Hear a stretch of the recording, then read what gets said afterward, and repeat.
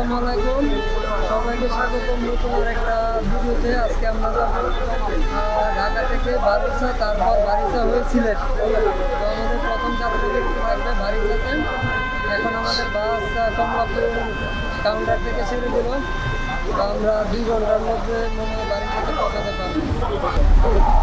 চলুন দেখে যাওয়া যাক বারিচা পর্যন্ত।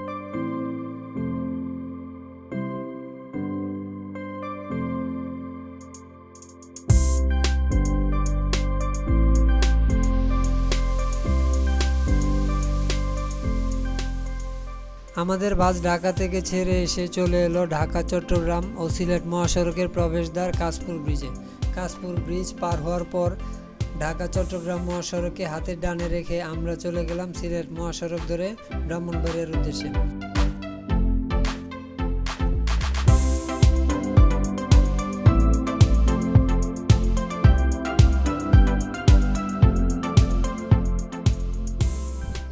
এখানে সোহাগ পরিবহনের একটি কাউন্টার রয়েছে। আমাদের বাসের হেল্পার সাহেব উকি মেরে দেখছিলেন কাউন্টারে কোনো যাত্রী আছে কিনা। কাউন্টারে কোনো যাত্রী না থাকায় আমাদের গাড়ি বরাবর চলতে শুরু করলো। মাত্র 5 মিনিট চলার পর আমরা ভয়ঙ্কর জ্যামের মধ্যে পড়লাম। গুগল ম্যাপের দিকে তাকিয়ে দেখলাম প্রায় 6 কিলোমিটার জ্যাম। রাস্তা যদিও খুব বেশি না, কিন্তু এই জ্যাম পার হতে আমাদের কতক্ষণ সময় লাগবে এটা মন আল্লাহ তাআলাই ভালো জানেন। প্রায় 1 ঘন্টার কাছাকাছি জ্যামের মধ্যে বসে থাকার পর আমাদের বাস কোনো নড়াচড়া করলো না। সেটা দেখে আমাদের বাসের হেল্পার সাহেব কোম্পানির সাথে যোগাযোগ করতে চেষ্টা করলেন। কোম্পানির পারমিশন নিয়ে আমাদের বাস চালক সিদ্ধান্ত নিলেন বাস ঘুরিয়ে ঢাকা চট্টগ্রাম মহাসড়ক হয়ে 2500 এবং নরসিংদী রুট দিয়ে যাবে।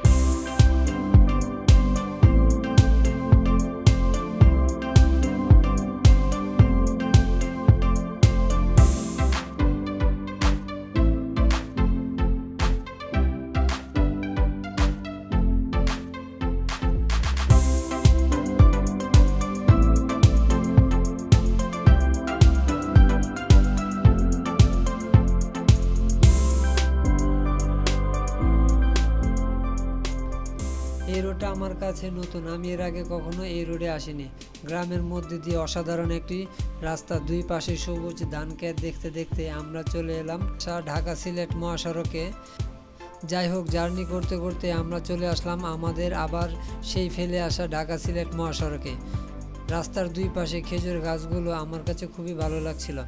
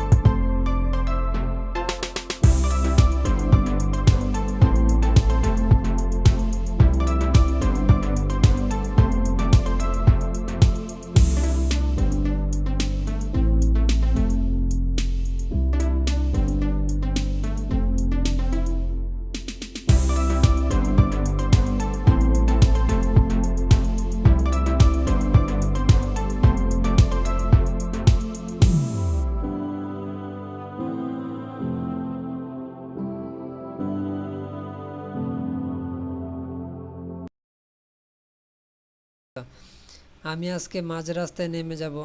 আজকে আমার গন্তব্য বারৈচা পর্যন্ত। সবাইকে শুভকামনা জানিয়ে আজকের মতো বিদায় নিচ্ছি। আমি মোহাম্মদ পারভেজ।